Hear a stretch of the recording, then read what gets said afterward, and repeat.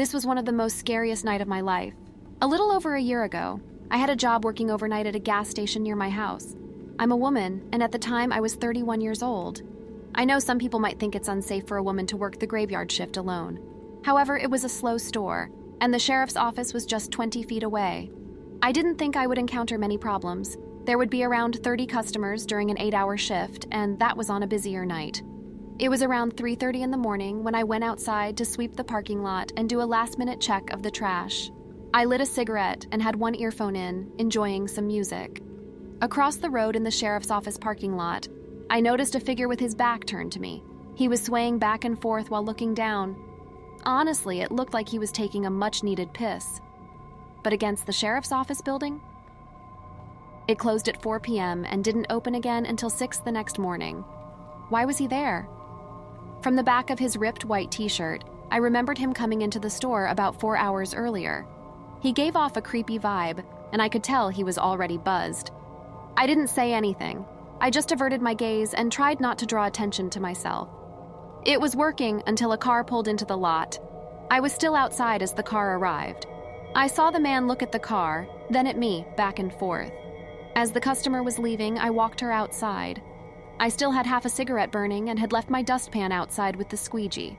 We both heard him start swearing angrily, seemingly engaged in an argument with himself. She looked across the road and warned me to be careful. I made an awkward joke about him being the one who should be more afraid of me, or something like that. The man was still there but closer to the road, now facing the parking lot of my store. Whatever he was yelling was completely unintelligible. He was obviously very drunk and could barely stand straight, still swaying. I didn't engage with him, but I didn't take my eyes off him this time. I slowly walked back into the store. Something about his face really bothered me. It had a darkness to it, and his eyes looked wild. From my experience working graveyard shifts, the ones with crazy eyes were usually the worst. I didn't like it at all and wanted no part in it. I still had almost 3 hours to go, and there were 2 more hours until any other employees arrived. I instantly went to the computer and typed up a temporarily closed sign, just in case he wanted trouble. As I rounded the counter on my way to the doors, I saw that he had walked across the road to my side. I barely managed to lock the second door when he stumbled into our very small parking lot. I mimicked the hand signal for cut across my neck, basically telling him, "Nope, sorry, you can't come in here. We're closed." I shook my head back and forth, hoping to further discourage him. He started walking away, but screamed something at me as he walked. I don't mean he was just grumpy and shouted at me or called me an asshole. I mean, he was yelling at an enraged volume and violently flailing his hands around.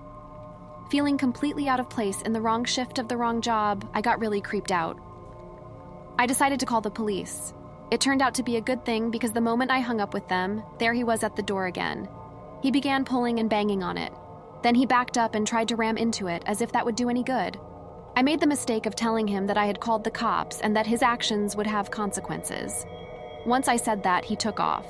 The police never found him. They drove around the road and the surrounding neighborhoods for over an hour, but there was no sign of him. He was on foot, so I don't understand where he could have gone. He didn't harm me, and since they didn't find him, I didn't fill out a police report or anything. I remained safe behind the thick glass doors that were locked for the rest of my shift. It was just an unpleasant experience. Maybe if I hadn't warned him ahead of time, I wouldn't have spent the last 3 months of my job constantly looking over my shoulder.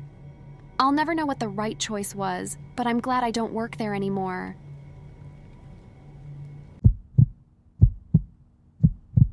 Recently, I was taking the train home around 11 p.m. and reading on my phone. I get near my stop, look up, and notice a 20-year-old guy on the opposite end of the train looking at me. He looked and dressed normal, had a neutral expression on his face, and looked away a moment after we made eye contact. I don't know how else to explain it, but I knew he was a bad person who had bad intentions toward me. It was like all his energy was directed toward me in a point, and although he was trying to look casual, I knew he was paying way too close attention to me, sizing me up. I knew he was going to try something. So I put away my phone, got a better grip on my bag, and tried to look neutral and bored as my stop approached. When the doors opened at my stop, I sat there a beat too long to see if he's getting up. He doesn't. I quickly stood and exited the train. He suddenly jumps up and gets off the train too, just before the doors close, like he just remembered it's his stop. Shit, now I know it's going down. He's several steps ahead of me, walking toward the exit stairs. I walk behind him slowly, like comically slow.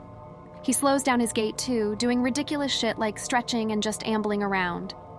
I know he wants me to pass him so he can sneak up on me, but I want to keep an eye on him.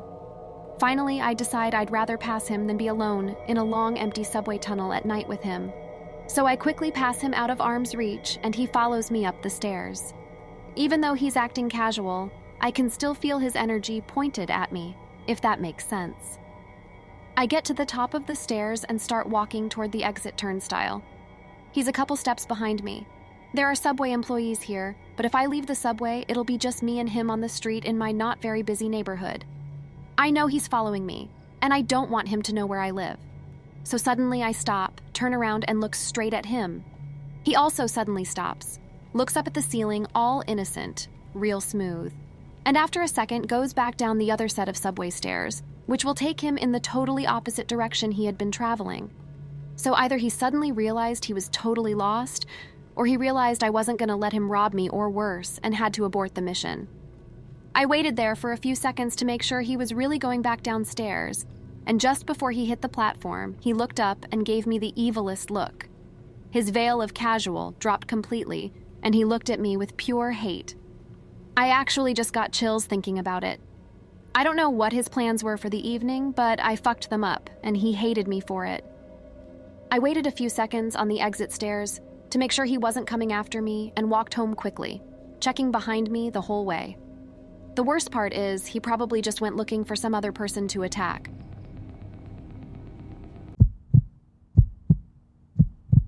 I grew up in rural Appalachia, so I grew up hearing all kinds of superstitions and legends about ghosts and other creepy things.